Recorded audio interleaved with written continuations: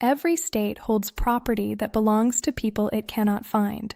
Forgotten bank accounts, uncashed checks, insurance proceeds, utility deposits, and safe deposit box contents, and the rolls are free, searchable, and public.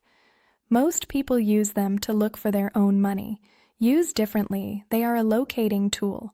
When you search a person's name and find a claim, the record typically shows the reporting company and the last known address the holder had on file.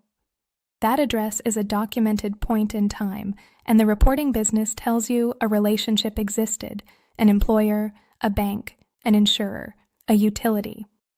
Searching every state matters because property is reported to the state of the last known address rather than where the person lives now, so hits in multiple states sketch a movement history. It is also a genuinely useful door opener for heir and reunion work because telling someone money is waiting is a far better first contact than an unexplained inquiry. If this was useful, please like and subscribe. Order at peoplelocator skiptracing.com.